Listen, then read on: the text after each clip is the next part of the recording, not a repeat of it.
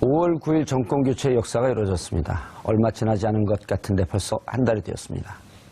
문재인 정부의 한 달은 파격과 소통, 개혁이라는 단어로 표현할 수 있을 것 같은데요. 분야별로 꼼꼼하게 따져보도록 하겠습니다. 전문가 세 분 모시고 말씀 나눠보도록 하겠습니다. 김대현 주간조선 기자 자리하셨습니다. 안녕하세요. 예. 최민희 더불어민주당 전 의원 나오셨습니다. 안녕하세요. 예, 반갑습니다. 자주 나오시네요. 네, 더 자주 불러주세요. 알겠습니다. 이 자리를 물려드릴까요? 그건 노땡큐입니다. 예, you are welcome. 자, 손수호 변호사님 자리하셨습니다. 네, 안녕하세요. 예. 자, 시청자 여러분들께서도 샵 5400으로 다양한 의견 보내주시기 바라겠습니다. 한 달 지났어요? 네, 그렇습니다. 김 의원님? 네. 아, 김 의원님? 김 기자님? 네. 김 기자님은 보면 저는 두려워요. 왜 그러시죠? 운동권 출신이 조선일보에 들어갔다. 정체를 알 수 없습니다. 저는, 운동을 또 좋아합니다. 예. 평상시에 짐에 가서 운동도 하고 합니다. 그걸 개그라고 던져요? 한 달 어떻게 보셨어요? 네, 지난 5월 9일 날 대통령 선거를 치렀고, 문재인 대통령이 탄생을 했습니다. 예. 이제 한 달이 지났는데요. 그, 점수를 매기는 항목이 있길래 제가 한번 고민해 봤는데, 어허. 한 99점 정도 주면 어떨까 싶어요. 이야. 이게 좀 과하다고 보시는 분들도 계실 것 같은데 예. 이제 준비된 후보였다라고 하는 컨셉이었지만 사실 완벽하진 않았다는 측면에서 그러나 국민들의 호평을 받고 있다는 이 점을 감안하면 이런 정도 평가 받아도 되지 않을까 싶습니다. 99점이면 완벽한데요? 아니, 완벽하지 않았다의 방점을 찍고 말씀드린 겁니다. 네. 아니, 보통 9단은 있어도 10단은 없거든요. 그렇습니다. 단수로 따지는 게, 그 9단은 90%인데, 그걸 뛰어넘었어요. 아, 부가세 별도. 문재인 대통령을 보면 아무것도 지적하지 않는, 지적하나요? 저 별로 안 해요. 잘하는데 굳이. 그럼요. 네. 숫자로 본 한 달. 저는 만점입니다. 아니요, 좀 분석을 해달라는 거예요. 그냥 만점입니다. 그러고 표정 관리하고 있지 말고. 일단 저는 만점 드립니다. 왜냐하면 예. 어허. 그 말씀하셨듯이 99점 거의 만점에 가까운 거고요. 그리고 이전 정권과 늘 비교해야 돼요. 이전 정권의 한 달과 비교해 보면 예. 거의 만점에 가깝고 그냥 만점입니다. 그리고 무엇보다 국민에게 이렇게 기쁨을 준 대통령이 있었나. 예. 제 기억에는 이제 문민정부 출범하고 김영삼 대통령이 초기에 예. 하나에 정리하면서. 예, 하나에 정리하면서 YS는 못 말려라는 책이 나올 만큼 사랑받은 적이 있거든요. 그래도 83%. 그렇죠. 그런데 지금은 거의 모든 국민이 기쁨을 느끼고 또 보면 즐거운 거잖아요. 예. 네, 그래서 그 일도 잘할 뿐만 아니라 만점 줍니다. 그래서 개혁과 통합을 적절하게 안배하면서 잘 가고 있고, 그 다음에 이제 두 번의 인상적인 추도사와 추념사가 있었는데, 예. 5.18 추도사의 경우는 이제 나는 정체성이 분명한 사람이다. 민주주의와 통일을 지향하는 예.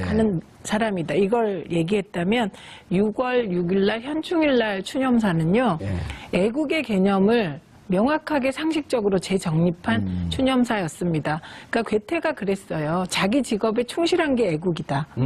네, 그걸 딱 적용시킨 추념사였습니다. 그래서 저희 어머니까지도 내가 애국자였구나 이런 생각을 하게 됐으니 국민에게 이렇게 뿌듯한 감정을 준 대통령. 어떤 워딩이 그런 인상을 줬나요? 청계천에서 그 미싱 박으면서 고생한 노동자들도. 노동자도, 파독 광부도, 파독 간호사도, 이 전부 진정한 애국자다. 예. 그것이 꼭 총 들고 싸우고 민주화 운동하고 막 이래야 애국자가 아니라 자기 선 자리에서 자기 직업에 충실하면 그게 공익이고 애국자다. 저는 이 개념은 굉장히 좋은 것 같습니다. 조금 더 각색에서 해석하면 전태일 열사, 노동 3권을 보장하라고 하면서 분신 자살했던 전태일 열사도 애국자고 보수 진영을 단결시키기 위해서 만들어졌던 국뽕영화, 국제시장도 애국자였다. 그렇죠. 그러니까 그래서 그게 통합의 메시지가 그 이상의 메시지가 없는 것 같고, 이건 이제 살짝 말씀드리면 그동안의 애국이라는 개념은 보수의 전유물처럼 되어 있었잖아요. 그런데 이게 진보 보수의 문제가 아니다, 애국은. 예, 그걸 분명히 했다는 점에서 높은 점수 드리고요. 예. 그다음에 이제 인사청문회가 있었잖아요. 예, 그래서 그걸 좀 이따가 얘기하면 안 될까요? 근데 인사청문회가 있어서 좀 지지율이 떨어질 줄 알았더니 뭐 갤럽 조사 이번 주 보면 82%입니다. 조금 주저앉았다가 지난번에 이제 그 사드 문제 때문에 살짝 70%까지 갔다가 78%로 갔다가 다시 82%로 예. 반등했는데 이게 역사상 어느 대통령이 집권 초기에 예. 대개 이제 인사 문제로 지지율이 떨어지기 시작했는데 이렇게 단기에 반등한 대통령은 없었거든요. 근데 이거는 국민들께서 그냥 이보다 더 좋을 수 없다. 지금 그렇게 생각하시고 있는 것 거의 같습니다. 신의 수준이다. 그럴까요? 신의 한 수였었다. 손 변호사님, 네. 한 달 지지율이 나왔어요? 네네. 예. 그렇습니다.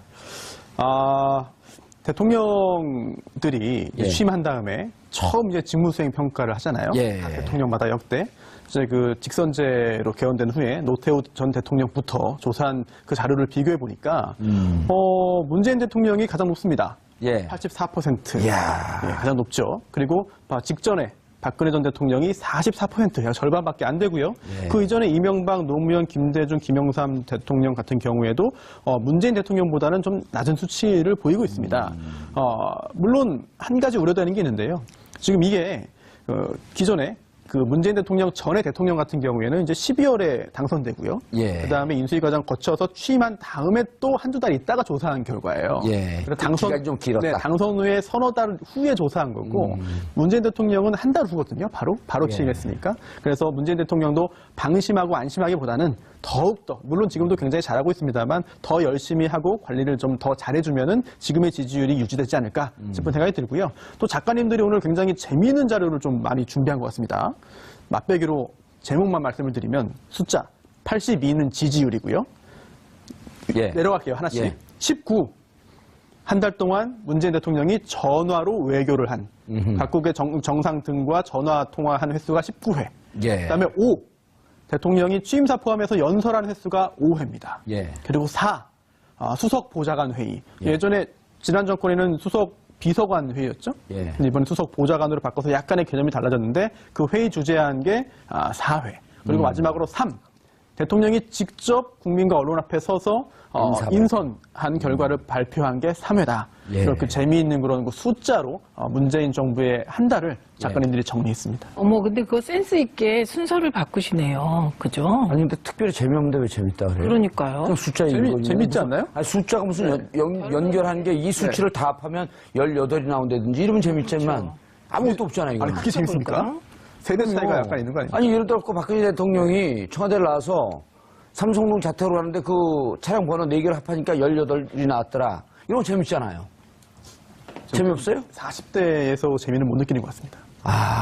저는 뭐 재밌습니다. 재밌었잖아요. 손소 변호사님. 그런데 네. 이런 평가는 어떻게 보세요? 대통령이 바뀌니까 미세먼지도 없어졌다. 뭐 어떻게 된 일인가요? 단순히 기분이 좋아서 그런 걸지 모르겠습니다. 예. 아니면은 좀 더 한번 확대 해석을 해보자면 중국에서 예. 좀 신경을 쓴 게 아닐까. 저는 또 다른 들어요. 분석. 예, 또 다른 분석. 뭐냐면 사람이 호흡을 할 때 예. 그리고 자동차에도 마음이 있어서 배기가스량이 줄었다. 기분이 좋아서. 기분이 좋으니까 스트레스를 안 받으니까. 그러니까. 아니, 저희 어머니께서 산을 바라보더니 진짜로 지금 저희 어머니께서 28년생이니까 이제 90이거든요. 네, 90인데 하루에 저병으로 4km 왔다 갔다 합니다. 수영을. 저보다 조금 더 건강하세요. 근데 산을 그 불암산 수락산 불났던데 네.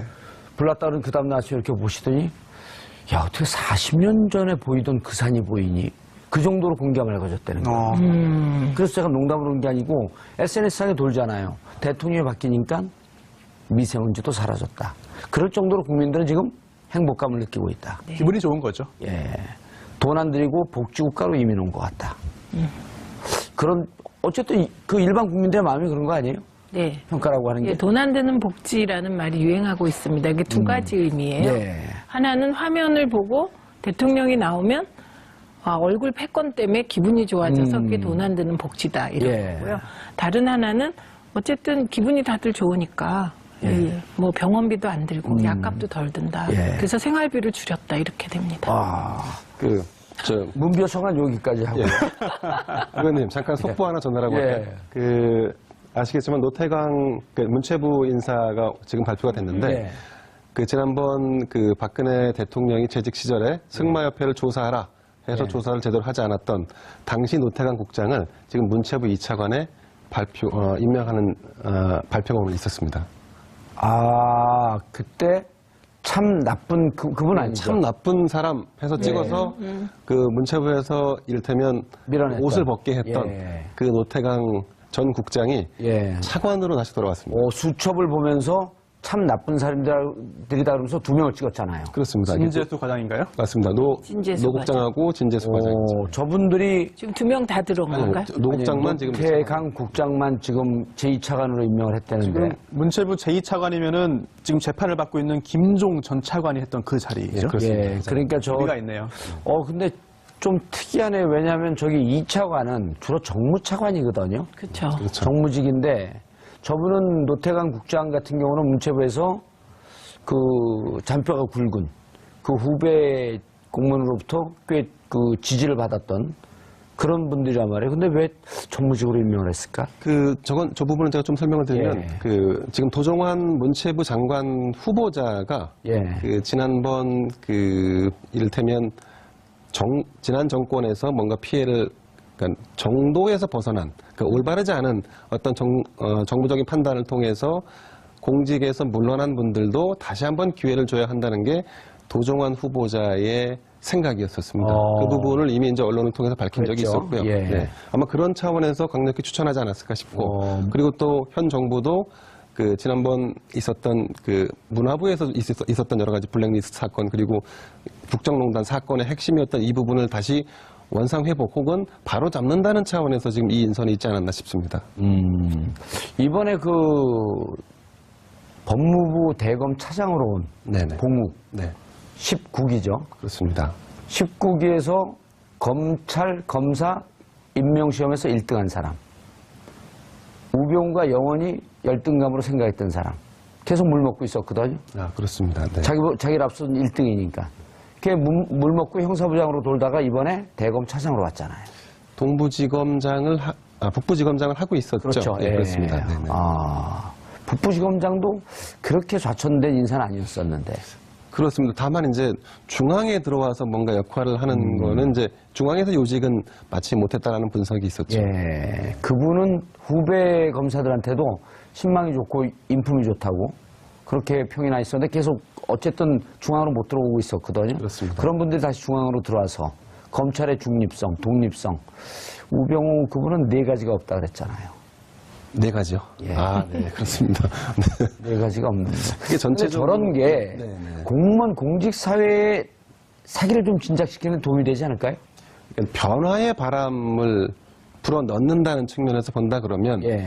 굉장히 프레시한 인선이 아닐까 싶습니다. 그리고 옳지 않은 지시에 대해서 버티다가 물을 먹었는데 다시 복귀되는 그럼 밑에 있는 공무원들이 우리도 정의롭게 살면 언젠가 기회가 있겠구나. 이런 메시지를 주지 않을까요? 네, 당연합니다. 아무래도 좀 전에 말씀드렸던 대로 이번 지금 노태강. 대선이 조기에 이루어진 이유는 국정농단이 있었기 예. 때문이고 국정농단의 핵심 부서가 또 문화부였고 또 검찰이었지 않습니까? 그런 부분들을 바로잡는 차원에서의 인선 굉장히 의미가 있을 것 같고 의미가 다만 있네요.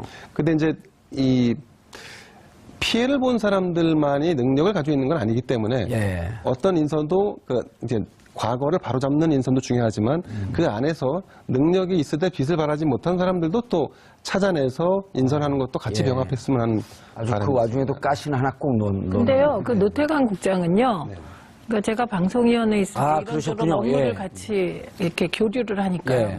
굉장히 합리적이고 유능한 분입니다. 예, 그래서 이분은 단지 불이익을 봐서 제자리로 돌아오는 차원이 아니라 문화부 능력 있는 내에서 인사. 능력도 있고 문화부 내에서 신망도 있기 때문에 그 가시를 제가 뽑아드릴게요. 그 장관 있다가 밀려난 분은 누구였었죠? 문화부 장관? 유진용 장관. 유진용 장관도 그 문체부 내에서 승진한 케이스 아니에요? 그렇죠. 그분도 상당히 후배 그 공무원들로부터 신망과 존경을 받는. 신망과 존경도 받았고 예. 배짱도 있고 유능한 분이고요. 제가 이제 당시 시민사회 하면서 문화부하고 일을 좀 할 일이 있어서 예. 뵀는데 문화적 소양도 깊고 굉장히 젠틀하고 매력적인 분입니다. 진짜 문화부 장관에 딱 맞는 분이에요. 예. 블랙리스트 갖고 그때 또 물먹은 사람들 5명인가 6명 있는 그분들도 다시 원대 복귀하는 이런 좀 좋은 인사가 있었으면 좋겠다는 생각이 예, 들어요. 그렇게 될 것 같은데요. 네. 오늘 그러니까. 지금 그 블랙리스트 관련돼서 이제 김기춘 전 그 실장과 예. 또 조윤선 전 장관 재판이 오늘 벌어집니다. 예, 오늘 이런 말을 했어요. 김기춘 그 전 비서실장이 언제 심장이 멎을 줄 모른다. 보석해줘라.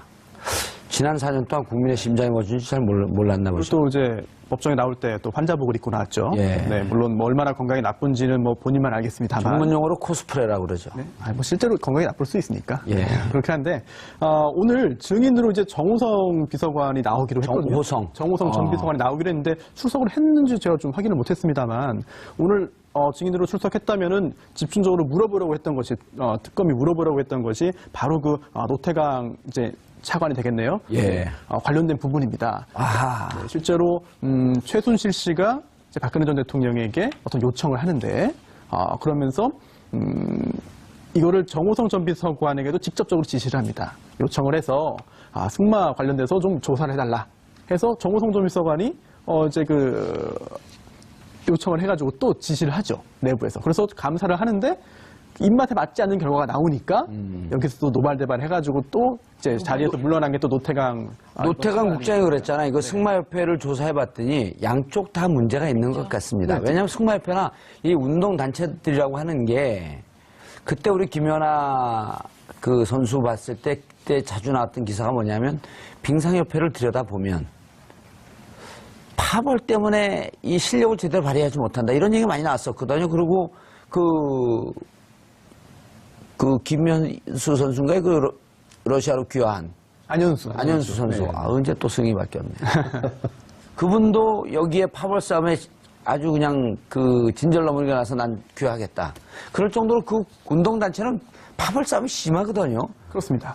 그래서 박원호 씨도 문제가 있다라고 하는 내용이 보고서에 담겼는데 노태강 국장의 보고서에. 네, 이걸 보고 나서 최순실이 이제 분노하고 결국은 또다시 정호성 전 비서관을 시켜가지고 어떻게 된 영문인지를 또 조사하게 시키거든요. 그 근거가 나왔나요, 그거는? 이제 그게 특검 측의 이제 그 스토리고요. 판단. 네, 그거를 이제 확인받고 확정되는 것이 이제 재판 과정이니까. 예. 그리고 또 그렇게 특검 측의 주장이 사실임을 보여주는 그런 증거로 오늘 정호성 전 비서관에 대한 어떤 증인신문을 하려고 하는데 그래서 출석해서 증언하는지 제가 아직 그 재판 과정은 확인 못하고. 아까 그 속보 자막으로는 정호성 전 비서관 출석했다는 자막은 안 뜨더라고요. 아, 그래요? 예. 아니고 출석을 블랙리스트 재판에 출석을 하신 것 같긴 합니다. 증인은. 글쎄요, 오늘, 네네. 죄송합니다. 기자 근데 앞에서. 저는 지금도 궁금한 예. 게요. 안봉근, 이재만 이 두 분은 왜 아무 소식이 우리가 없어요? 여기서 그분들 소환해서 구속수사하고 네. 100번도 더 얘기를 했어요. 그렇게 힘이 없어서 어떡할까요? 그러니까 우리 방송을 아무도 안 보거든요. 큰일 났어요. 예. 그 기자들이 사실은 안 찾고 있는 건 아니고요. 아마도 많이 찾고 있는 것 같은데, 근데 이재만, 안봉근 두 분은 어디에 기거하는지 잘 알 수 근데 그거만 좀 한번 확인해 보시죠. 이재만, 안봉근 그 전 비서관들.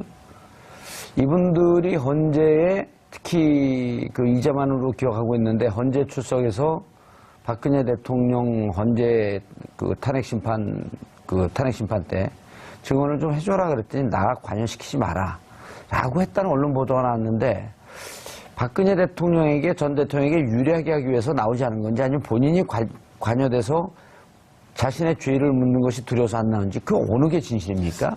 일단 헌법재판소에 증인으로 나가라 마라 하는 문제는 예. 본인의 유무죄와는 별개의 문제죠. 아시겠지만 대통령에 대한 탄핵 문제에 있어서 그 사안을 사실 확인을 하는 차원 혹은 예. 뭐 혐의를 입증한 아니면 뭐 혐의를 확인하는 차원으로 해서 증인이 출석하는 것이지 그 두 분이 검찰에 가는 건 아니기 때문에 그러니까 아마도 그것도 이제 헌재에 나오면 네네. 그것이 빌미가 되었고 특검에서 부를 것이 두려웠다라고 하는 얘기였거든요. 근데 제가 판단할 때는 거기 나가지 않은 것은 전적으로 대통령과 관련된 대통령을 질문에 답하는 자리이기 때문에 아마도 그거는 대통령에게 해가 되지 않게 하기 위한 선택이었을 가능성이 높아 보입니다. 그럼 그 뒤에 나왔던 네네. 본인들을 관여시키지 말라고 했던 것은 오보에 가까운 얘기인가요? 그분들이 그런 얘기를 했는지 잘 모르겠습니다. 근데 저희가 이제 파악하기로는 예. 기자들이 사실은 상당히 많이 그 추적을 해왔는데 그 추적에 대한 성과가 없었던 걸로 볼 때는 아마 당사자들이 직접적인 코멘트를 하지는 않았을 것 같습니다. 그럼 제가 또 그 국민 수배를 걸면 금방 잡힐 텐데. 예, 그거 뭐. 근데 수배를 걸 이유가 없어요, 지금. 왜냐면 어디서 출석 요구를 한 게 아니기 때문에. 그렇습니다. 윤석열 중앙지검장이 혹시 출석 요구를 할 수 있을 거라고 봅니다. 거기는 우리 방송을 보겠죠. 바쁘셔서 요즘 보기 힘드시지 않을까요? 내가 방송을 무시하는 분을 왜 자꾸 패널로 아니 근데 보니까 예. 조곤조곤 말을 잘하시고 잘해요. 아주 조선일보 유능해요. 기자로서의 의무도 다 하시네요. 예, 그리고 학생 때는 또 학생운동도 열심히 했어요. 그러니까 머리가 좋아요. 예, 그리고 조선일보를 들어가셨어요. 감사합니다. 인물도 되고 예. 최민희 의원님, 진행에 욕심이 있으신 것 같아요. 없어요. 자, 손 변호사님. 네. 아까 이제 우리가 그 문체부 인사 때문에 살짝 그 옆으로 갔는데 어쨌든 저런 것이 비정상을 정상화시키는 과정이란 말이에요. 네. 문재인 대통령 한 달 동안 소통, 파격, 뭐 이런 등등의 얘기를 하고 있지만 결국은 비정상을 정상화시키는 다시 원자리로 갖다 놓는 이런 작업 아니에요? 원래 대통령은 저랬어야 되는 거 아닙니까? 그렇습니다. 9년 동안 우리가 저런 모습을 못 보다 보니까 아니, 노무현 대통령 때는 저렇게 봤던 거 아니에요? 네. 잘 기억을 더듬어 보면 가물가물합니다, 사실은. 시간이 오래 지나서. 그런데 또 정신 차리고 기억을 되짚어 보면은 정말 그랬던 것 같아요. 저렇게 하셨어요. 네, 그런데 그러니까요. 이제 그때는 왜 이렇게 가볍게 행동하냐? 맞습니다. 이게 노무현 전 대통령이 너무 일찍 대통령이 된 게 아닌가 싶은 생각이 들기도 합니다. 지금은 저렇게 전 국민적인 그런 찬사를 받고 호감을 얻는 행위가 예. 행동들이 똑같이 약 10년 전에 했을 때는 집중포를 받았거든요. 예. 특히나 이제 언론에서도 특히나 이제 유력한 그런 그 중앙지 같은 경우에도 굉장히 공격을 많이 했습니다. 더군다나 모 석간 신문으로 기억하는데요. 그 신문에서는 이런 칼럼이 나왔는데요. 노무현 전 대통령이 너무 이렇게 행동을 가볍게 하기 때문에 누구나 대통령이 될 수 있다는 착각을 하게 만든다라고 하는 표현까지 있었거든요. 이 정도로 굉장히 많은 비난을 받았는데 지금 생각하면은 그게 오히려 참된 대통령의 모습이 아닌가 예. 싶습니다. 그리고 또 이번 한 달 동안에 또 초반부에 굉장히 또 뇌리에 깊게 박힌 게 뭐냐면 회의하는 모습이었습니다. 앞으로 의무적으로 이야기를 하라. 반박할 게 있으면 반박을 하라. 무조건 조용히 적는 것은 회의가 아니다. 아하. 라고 했던 말이 기억에 남는데요. 회사에서도 일반 기업에서도 회의할 때 한 명만 말하고 아랫사람들은 가만히 있으면 회의가 아닐 뿐더러 시간 낭비에 가깝거든요. 예. 혹시라도 그 전 정권에서 진정한 회의가 이루어지지 못했고 이번에 이렇게 이제서야 수년 동안 못했던 거를 제대로 이제 회의가 진행된다라고 한다면은 국민들이 보시기에 왜 문재인 대통령에 대해서 기대를 많이 하는지 예. 그런 것들을 이제 짐작할 수 있는 하나의 그런 그 장면이 아닐까 싶습니다. 저는 이렇게 되면은 옳지는 않겠지만 이 대목을 한번 좀 점검을 하고 싶어요. 박근혜 대통령 전 대통령이 기자들하고 얘기하다가 대면 보고가 그렇게 중요한가요? 허허허 웃으면서 장관들을 보죠. 필요하다고 생각하세요? 필요하다고 생각하세요? 허허허 그렇게 장관들이 웃으면서 고개를 숙였던 그분들이 왜 웃었는지 이걸 한번 조사해보고 싶어요. 겸연쩍어서 네. 대면 보고를 하려고 하는데 못하게 하니까 그렇죠. 겸연적 어쨌든 대통령께서 그냥 막 다 마이크가 카메라가 돌아가는데 호호호 그러시면서 대면 보고가 필요하다고 생각하세요. 웃으니까 따라 웃어야 되는 거예요. 그리고 쳐다봤어요 이렇게 딱 레이저를 쐈어요 레이저. 거기다가 개혁 소통하는 모습에 국민들이 정말 속이 시원하다. 근데 이 소통이요, 예. 보시면, 노무현입니다 영화를 보면 그 안에 노무현 대통령에 관한 여러 증언이 나오는데, 과연 노무현의 시대가 올까?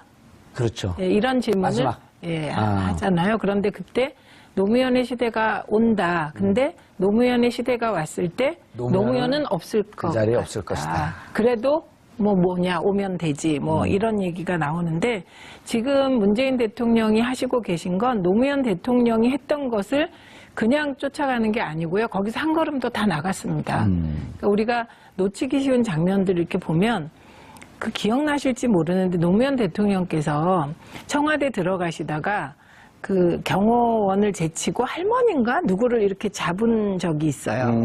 그래갖고 막 난리가 났었어요. 그때 우리나라가. 근데 지금 그 문재인 대통령은 그런 일이 비일비재하시거든요. 그러니까 난리가 안 나요. 네, 그리고 난리가 안 나요. 그러니까 허용되는 거예요. 그러니까 세월이 많이 바뀐 거죠. 많이 바뀌었고 그 사이 정말 깨어있는 시민들이 많아지셨고요. 그리고 깨어있는 시민들이 또 조직되어서 그런 아름다운 것을 아름답다고 얘기하는 거예요. 예를 들면 제도권의 신문과 방송이 아름답지 못하다고 얘기할 수 없는 분위기가 된 것이죠. 그러니까 참여 정치나 통합 정치, 소통 정치가 자리 잡을 터전이 마련된 상태에서 대통령이 된 거죠. 예. 전화 외교 19차례. 네네. 내용은 뭐 이렇게 다 노출되진 않았지만 주로 지금 한반도가 국제 외교에서 실종됐었잖아요. 몇 개월 동안. 네, 그렇습니다. 그걸 지금 바로 잡으려고 하는 노력이라고 봐야 되나요? 어떻게 봐야 되나요? 예, 우선 그렇습니다. 직접 만날 수 있으면 좋겠지만 이제 시작이죠. 본격적으로 이제 문재인 대통령이 외교 무대에 이번 달 말부터 등장을 하게 됩니다. 이번 달 말에 미국에 가서 한미 정상회담을 하게 되고 그 다음에 7월 초에 그 독일에서 열리는 G20에 참석을 하시게 됩니다. 근데 그런 일정 전에 지금 이제 남북 관계 문제, 북핵 문제, 그리고 한반도를 주변으로 한 여러 가지 뭐 사드 문제도 있겠지만 안팎의 문제를 조율하는 차원에서 이 전화 외교 19차례가 있었던 것 같고요. 사실은 이거 외에도 그 특사도 있었고요. 또 각국에서 그 우리한테 일반인에게는 공개되지 않았지만 대통령에게 전달된 여러 가지 서한들이 있었습니다. 또 서한도 주고받았고 이게 전체적으로 한 600회 가까이 되는 걸로 지금 나오는데요. 근데 그 정도로 이제 20건씩이네요. 그렇게 되면. 그렇죠. 아무래도 이제 집권하고 나서 처음에 이제 그런 축전도 서로 주고받을 수 있고 한 거기 때문에 그런 뭐 서한들이 실질적으로 외교 관련한 내용들도 있었을 것이고. 물론 충분히 있을 가능성이 있죠. 예, 그리고 특사들이 직접 그러니까 해외를 오가면서 우리가 여기서 대통령의 친서를 줬고 돌아올 때도 친서를 받아 돌아왔으니까 거의 뭐 문서로 진행된 정상회담이었었던 거죠. 이를테면 그렇게 볼 수 있겠죠. 근데 이제 이 숫자 30일 동안 진행된 숫자가 전화 외교 뭐 19차례 뭐 이렇게 쭉 나옵니다만 저는 좀 이런 부분 좀 말씀드리고 싶은데 이제 30일 동안 국민적인 지지를 받은 이유를 여론조사 기관에 조사를 했더니 소통과 파격 인사를 그 두 가지를 대표적인 이유로 뽑았는데 근데 이제 과거 정부와 다르다는 것을 지금까지 30일 동안 보여줬다라고 한다면 이제는 뭔가 성과로 이어질 수 있는 정책들의 시동을 걸어야 할 타이밍이 아닌가. 다만 이제 정부도 약간 아쉬운 부분이 있을 겁니다. 인사청문회에서 뭔가 조각을 빨리 해주면 거기에 조금 더 빨리 시동을 걸 텐데 지금 이게 계속해서 지체되고 있기 때문에 지연되고 있기 때문에 제대로 못 가고 있는데 이를테면 이제 지금 대표적인 케이스를 뽑으라 그러면 통신비 인하랄까 이런 부분들 사실 국민들이 굉장히 간절히 바라고 있고 아주 체감하기 쉬운 정책인데 그런 부분들이 조금 더 빨리 와닿아줬으면 하는 거에 대한 기대치가 좀 많은 것 같습니다. 그 얘기를 제 앞에서 하시니까 제가 아직 몸둘 바를 모르겠습니다. 아니, 그 얘기는 조금 이따가 하시고요. 이제 우리가 상식적 국민들 눈높이에서 볼 필요가 있어요. 뭐냐면 전임 정권에서 만들어 놓은 문제들 적폐 이런 게 너무 많기 때문에 후임 대통령은 정말 고통스럽고 잘해도 박수를 받기가 좀 어려울 것이다 라고 하는 게 관측이 지배적이었단 말이에요. 또 하나 인수위가 없는 취임이기 때문에 처음서부터 난관에 부딪힐 것이다. 이 두 가지가 행보가 쉽지 않을 것이다 라고 관측을 했는데 보기 좋게 뛰어넘었단 말이에요. 오히려 좀 반대인 것 같습니다. 반대가 됐어요. 많이 싸질렀으니까 치우면서 평가가 좋아진다? 표현이 품격 있게 품격 시대처럼 좀 해주시죠. 내가 뭘 싸질렀다는 목적어가 없잖아요. 상상됩니다. 뭐로? 상상됩니다. 네. 그래요? 이분이 그 자리를 노리시는 것 같아요. 그럴 리가요. 아니, 변호사 자격 박탈입니다. 일단 인수위가 없는 그런 그 정권이기 때문에 예. 여러 걱정이 문제가 있을 있었죠. 것이다. 예. 그리고 또 실제로 지금도 아주 문제가 없는 것은 아닙니다. 인사 검증 같은 경우도 제대로 정권을 그 당선된 다음에 이제 그 인사 파일을 가지고 검증하지 못했다는 점은 좀 부작용이 나올 수도 있는 상황인데요. 예. 하지만 그렇다 하더라도 오히려 당선 후에 당선인 신분으로 상당 기간을 보내면서 또 정권이 교체되는 상황이니까 전 정권과의 어떤 갈등이나 이것저것 티격태격하는 모습이 있었다면은 더 실망하는 모습이 드러날 수 있었을 텐데 그러지 않았다는 점은 오히려 좋은 쪽으로 작용한 것 같고요. 예. 그리고 또 적폐, 특히나 이제 그 인적인 부분이든 아니면은 전 정권에서 했던 사업적인 부분이든 아니면 정책이나 이런 여러 가지 분위기라는 부분에 있어서도 지금까지만 보자면은 지난 정권보다 잘한다. 지난 정권과 다르다. 지난 정권보다 굉장히 희망적이다. 지난 정권을 뒷받침했던 여러 사람들에 비해서 정말 더 훌륭하다. 프로페셔널. 그렇습니다. 지난 정권의 핵심적인 그런 인사들은 지금 현재 재판을 받고 있습니다. 예. 대부분 구속되어 있습니다. 이런 점에서 대비되는 모습이 오히려 초반의 국정 지지율의 그 높은 국정 지지율과 그로 인한 국정 운영 동력을 유지시키는 데는 좋은 요소로 작용하는 것 같습니다. 예. 나경원 의원이 이런 표현을 했어요. 아마추어 정권이었는데 강력하게 업그레이드된 프로페셔널이 돼서 돌아왔다. 네, 지금 그렇습니다. 그리고 지금 저는 인사 문제 가지고 자꾸 제가 보기에는요, 예. 흠집내기입니다. 예, 지난 정권 인사청문회나 지난 정권 청문회랑 비교해 보면요, 정말 이건 흠집 없는 청문회였습니다. 그럼요. 예, 그리고 김희수 내정자 같은 경우는 그 말씀하시는 거 보면 감동적이기까지 하던데요. 어떤 대목이요? 그러니까 이렇게 이런 거요. 내가 5.18 때 군 법무관으로서 이러이러한 게 내 평생 짐을 지고 살았다는 거잖아요. 예. 그거를 진솔하게 사과를 하잖아요. 예, 근데 그 장면에서 제가 좀 기이했던 거는 그 5.18에 대해서 그렇게 중요시하는 자유한국당이 그러면 예전에 좀 5.18 이물을 위한 행진곡도 같이 부르게 해주고 또 5.18 정신을 좀 헌법에 먼저 넣자고 얘기도 해주고 자유한국당 입장에서는 김인수 재판관이 잘한 거거든요. 그분들의 관점에서. 그죠, 이상한 거죠. 예. 지금에 와서 이렇게 기준이 마구 달라지시는 거. 그래서 이상하고요. 그리고 더 감동적인 장면은 그 사형 선고 받은 버스 운전사가 나타났잖아요. 예. 그래갖고 거기에 머리 숙여서 사죄하는 모습이 사진이 나왔습니다. 그래서 청문회가 이루어진 화해. 예, 이거였거든요.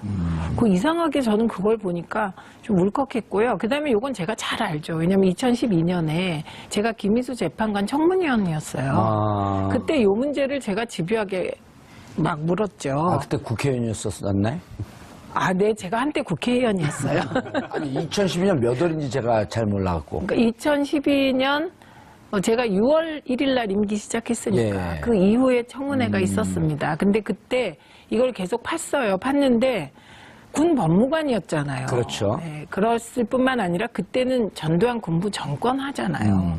그때 사실 저는 지금 생각하면 제가 역사교과서 왜곡 제대로 해결 못하는 전두환은 물러가라라고 외친 것이 그게 감옥 가서 깜빵 살 일인가. 요새도 가끔 이상하거든요, 그게. 감옥 가셨어요, 그래갖고?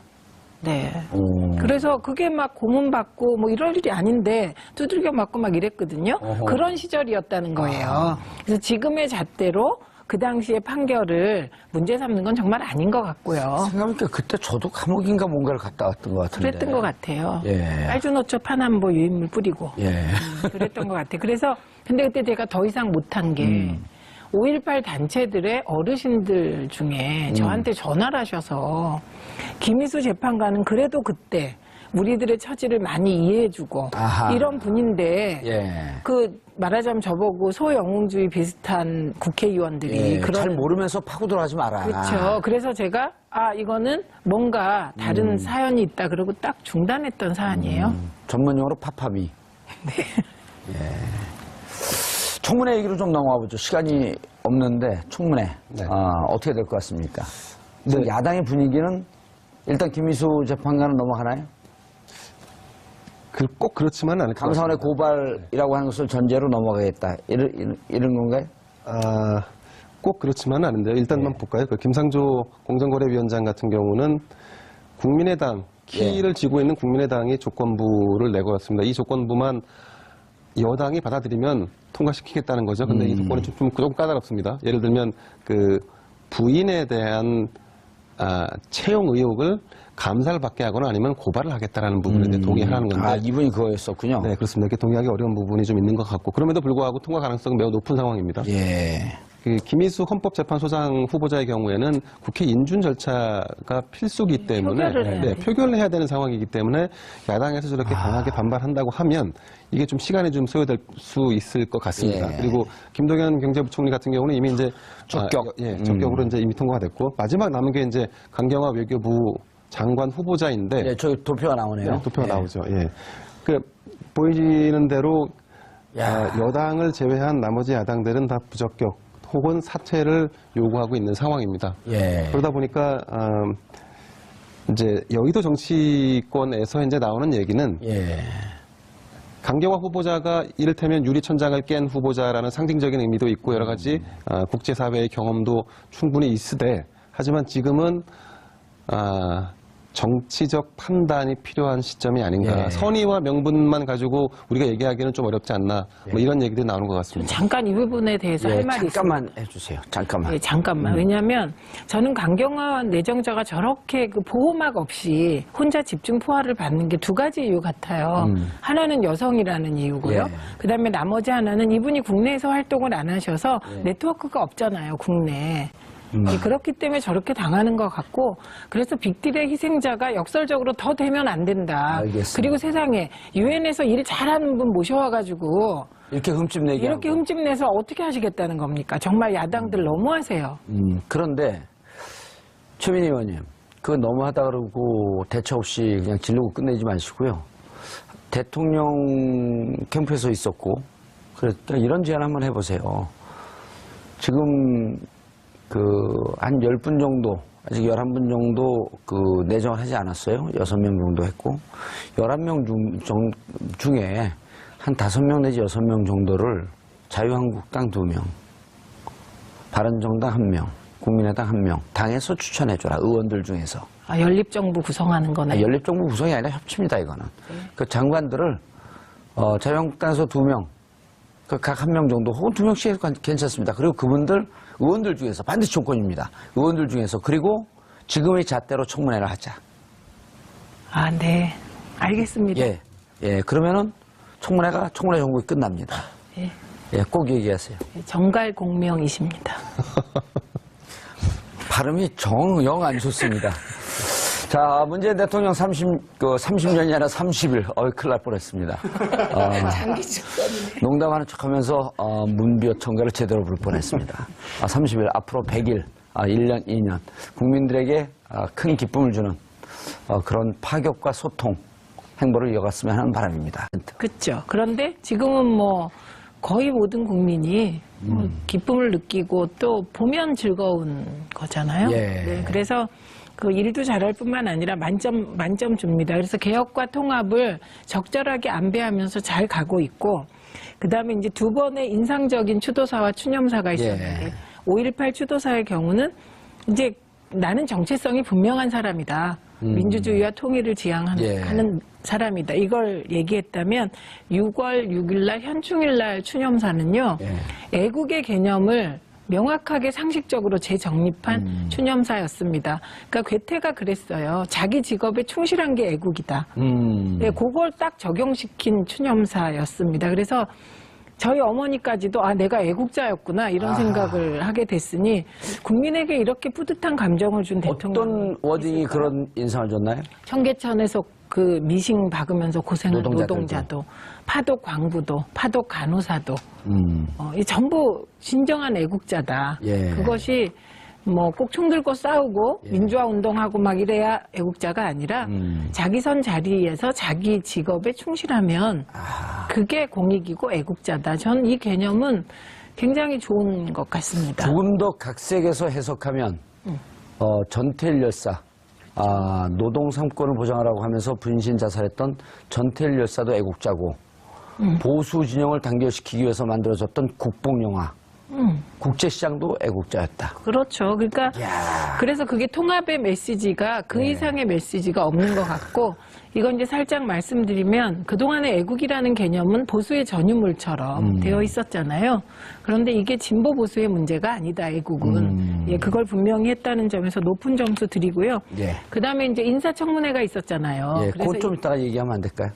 근데 인사청문회가 있어서 좀 지지율이 떨어질 줄 알았더니 뭐 갤럽 조사 이번 주 보면 82%입니다. 조금 주저앉았다가 지난번에 이제 그 사드 문제 때문에 살짝 70%까지 갔다가 78%로 갔다가 다시 82%로 반등했는데 이게 역사상 어느 대통령이 집권 초기에 대개 이제 인사 문제로 지지율이 떨어지기 시작했는데 이렇게 단기에 반등한 대통령은 없었거든요. 근데 이거는 국민들께서 그냥 이보다 더 좋을 수 없다. 지금 그렇게 생각하시고 있는 것 거의 같습니다. 신의 수준이다. 그럴까요? 신의 한 수였었다. 손 변호사님, 네. 한 달 지지율이 나왔어요? 네네. 예. 그렇습니다. 대통령들이 이제 예. 취임한 다음에 처음 이제 직무수행 평가를 하잖아요. 예. 각 대통령마다 역대. 이제 그 직선제로 개헌된 후에 노태우 전 대통령부터 조사한 그 자료를 비교해 보니까 문제 5월 9일 정권 교체의 역사가 이루어졌습니다. 얼마 지나지 않은 것 같은데 벌써 한 달이 되었습니다. 문재인 정부의 한 달은 파격과 소통, 개혁이란 단어로 표현할 수 있을 것 같은데요. 분야별로 꼼꼼하게 따져보도록 하겠습니다. 전문가 세 분 모시고 말씀 나눠보도록 하겠습니다. 김대현 주간조선 기자 자리하셨습니다. 안녕하세요. 예. 최민희 더불어민주당 전 의원 나오셨습니다. 안녕하세요. 예, 반갑습니다. 자주 나오시네요. 네, 더 자주 불러주세요. 알겠습니다. 이 자리를 물려드릴까요?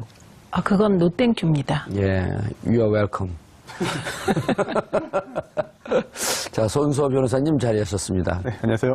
예. 자, 시청자 여러분들께서도 샵 5400으로 다양한 의견 보내주시기 바라겠습니다. 한 달 지났어요? 네, 그렇습니다. 김 의원님? 네. 김 의원님? 김 기자님? 네.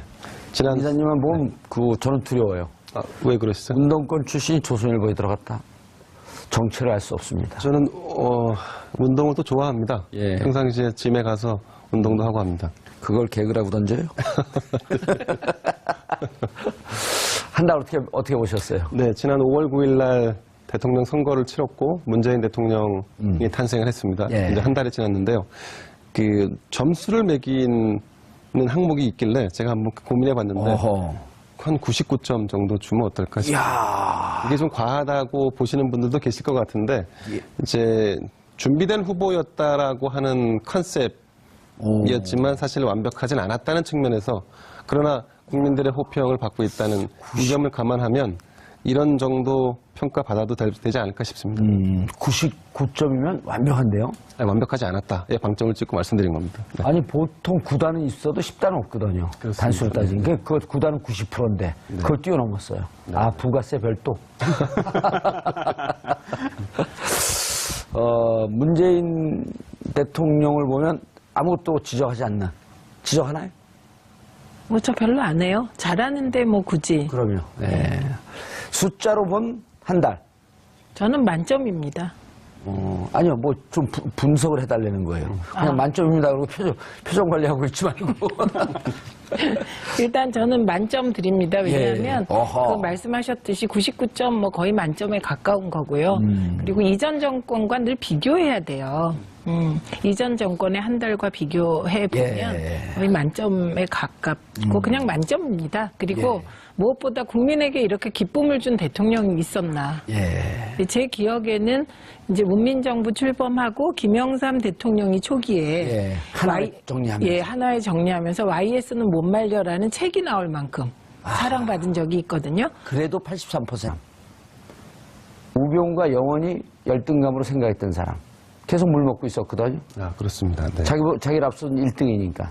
걔 물 먹고 형사부장으로 돌다가 이번에 대검 차장으로 왔잖아요. 북부지검장을 하고 있었죠. 그렇죠. 네, 그렇습니다. 네네. 북부지검장도 그렇게 좌천된 인사는 아니었었는데. 그렇습니다. 다만 이제 중앙에 들어와서 뭔가 역할을 하는 거는 이제 중앙에서 요직은 마치 못했다라는 분석이 있었죠. 예. 그분은 후배 검사들한테도 신망이 좋고 인품이 좋다고 그렇게 평이 나 있었는데 계속 어쨌든 중앙으로 못 들어오고 있었거든요. 그렇습니다. 그런 분들이 다시 중앙으로 들어와서 검찰의 중립성, 독립성. 우병우 그분은 4가지가 없다 그랬잖아요. 4가지요? 예. 아, 네, 그렇습니다. 네. 4가지가 없는데. 그게 전체적으로 저런 게 네, 네. 공무원 공직사회의 사기를 좀 진작시키는 데 도움이 되지 않을까요? 변화의 바람을 불어 넣는다는 측면에서 본다 그러면 예.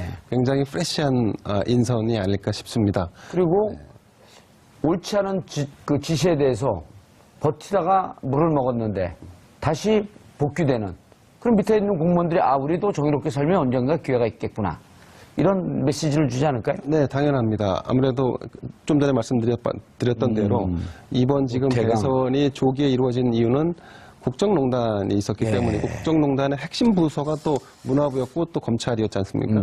그런 부분들을 바로잡는 차원에서의 인선 굉장히 의미가 있을 것 같고 의미가 다만 있네요. 근데 이제 이 피해를 본 사람들만이 능력을 가지고 있는 건 아니기 때문에 예. 어떤 인선도 이제 과거를 바로잡는 인선도 중요하지만 그 안에서 능력이 있을 때 빛을 발하지 못한 사람들도 또 찾아내서 인선하는 것도 같이 예. 병합했으면 하는 아주 그 바람입니다. 와중에도 가시는 하나 꼭 넣는. 근데요, 그 노태관 국장은요, 그러니까 제가 방송위원회에 있을 때 이런저런 그러셨군요. 업무를 예. 같이 이렇게 교류를 하니까요. 예. 굉장히 합리적이고 유능한 분입니다. 예, 그래서 이분은 그 단지 그 불이익을 봐서 제자리로 돌아오는 차원이 아니라 문화부 능력 있는 내에서 인사. 예, 능력도 있고 문화부 내에서 신망도 있기 때문에 그 가시를 제가 뽑아드릴게요. 그 장관 있다가 밀려난 분은 누구였었죠? 문화부 장관? 유진용 장관. 유진용 장관도 그 문체부 내에서 승진한 케이스 아니에요? 그렇죠. 그분도 상당히 후배 그 공무원들로부터 신망과 존경을 받는. 신망과 존경도 받았고 예. 배짱도 있고 유능한 분이고요. 제가 이제 당시 시민사회 하면서 문화부하고 일을 좀 할 일이 있어서 예. 뵀는데 문화적 소양도 깊고 굉장히 젠틀하고 매력적인 분입니다. 진짜 문화부 장관에 딱 맞는 분이에요. 예. 블랙리스트 갖고 그때 또 물먹은 사람들 5명인가 6명 있는 그분들도 다시 원대 복귀하는 이런 좀 좋은 인사가 있었으면 좋겠다는 현 생각. 대통령이 가장 높습니다. 예. 84%. 이야. 예, 가장 높죠. 그리고 직전에 박근혜 전 대통령이 44%예요. 절반밖에 안 되고요. 예. 그 이전에 이명박, 노무현, 김대중, 김영삼 대통령 같은 경우에도 문재인 대통령보다는 좀 낮은 수치를 보이고 있습니다. 물론 한 가지 우려되는 게 있는데요. 지금 이게 기존에 그 문재인 대통령 전에 대통령 같은 경우에는 이제 12월에 당선되고요. 예. 그다음에 인수위 과정 거쳐서 취임한 다음에 또 한두 달 있다가 조사한 결과예요. 예. 그래서 그 기간이 좀 길었다. 네, 당선 후에 서너 달 후에 조사한 거고 문재인 대통령은 한 달 후거든요. 바로 예. 취임했으니까. 그래서 문재인 대통령도 방심하고 안심하기보다는 더욱더 물론 지금도 굉장히 잘하고 있습니다만 더 열심히 하고 관리를 좀 더 잘해주면은 지금의 지지율이 유지되지 않을까 싶은 생각이 들고요. 또 작가님들이 오늘 굉장히 재미있는 자료를 좀 많이 준비한 것 같습니다. 맛배기로 제목만 말씀을 드리면 숫자 82는 지지율이고요. 예. 내려갈게요. 하나씩. 예. 19. 한 달 동안 문재인 대통령이 전화로 외교를 한 각국의 정상 등과 전화 통화한 횟수가 19회. 예. 그다음에 5. 대통령이 취임사 포함해서 연설한 횟수가 5회입니다. 예. 그리고 4. 수석 보좌관 회의. 예전에 지난 정권에는 수석 비서관 회의였죠. 예. 근데 이번에 수석 보좌관으로 바꿔서 약간의 개념이 달라졌는데 그 회의 주재한 게 4회. 그리고 마지막으로 3.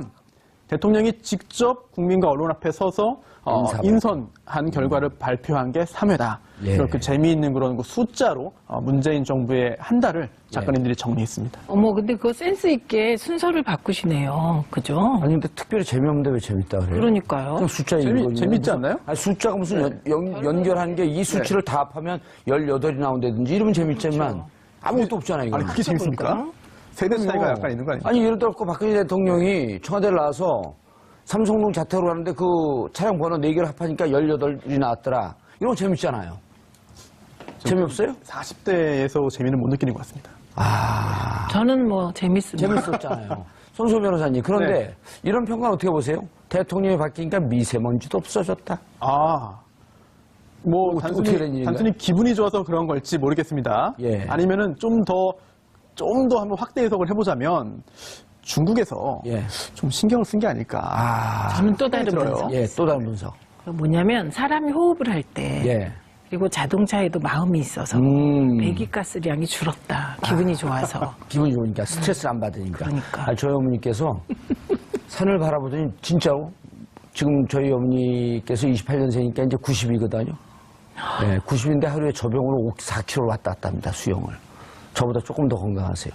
근데 산을 그 불암산 수락산 불났던데 네. 불났다 그러면 그 다음날 아침에 이렇게 보시더니 야, 어떻게 40년 전에 보이던 그 산이 보이니? 그 정도로 공기가 맑아졌다는 거예요. 그래서 제가 농담으로 한 게 아니고 SNS상에 돌잖아요. 대통령이 바뀌니까 미세먼지도 사라졌다. 그럴 정도로 국민들은 지금 행복감을 느끼고 있다. 기분이 좋은 거죠. 예. 돈 안 들이고 복지국가로 이민 온 것 같다. 그런, 어쨌든 그 일반 국민들의 마음이 그런 거 아니에요? 네. 평가라고 하는 게. 예, 돈 안 드는 복지라는 말이 유행하고 있습니다. 이게 두 가지 의미예요. 예. 하나는 화면을 보고 대통령이 나오면 얼굴 패권 때문에 기분이 좋아져서 그게 돈 안 드는 복지다 이런 예. 거고요.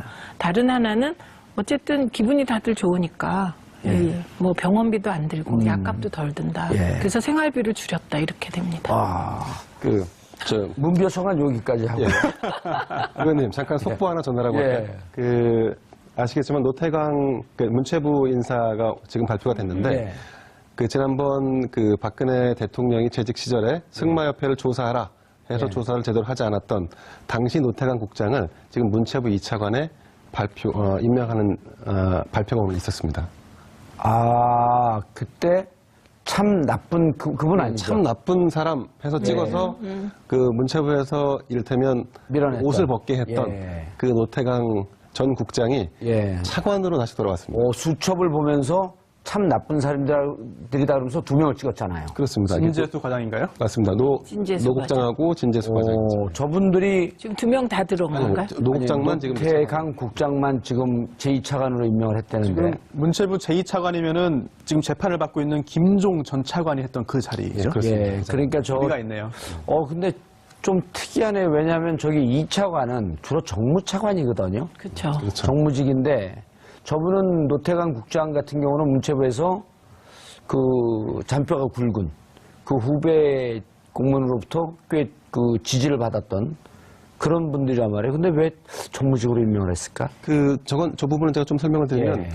지금 도종환 문체부 장관 후보자가, 예. 지난번 이를테면, 지난 정권에서 뭔가 피해를, 그러니까 정도에서 벗어난, 올바르지 않은 어떤 정부적인 판단을 통해서 공직에서 물러난 분들도 다시 한번 기회를 줘야 한다는 게 도종환 후보자의 생각이었었습니다. 그 부분을 이미 이제 언론을 통해서 밝힌 적이 그랬죠. 있었고요. 예. 네. 아마 그런 차원에서 강력히 추천하지 않았을까 싶고, 그리고 또 현 정부도 지난번 있었던 문화부에서 있었던 여러 가지 블랙리스트 사건, 그리고 국정농단 사건의 핵심이었던 이 부분을 다시 원상회복 혹은 바로 잡는다는 차원에서 지금 이 인선이 있지 않았나 싶습니다. 이번에 법무부 대검 차장으로 온 네네. 봉욱 네. 19기죠. 그렇습니다. 19기에서 검찰 검사 임명시험에서 1등한 사람.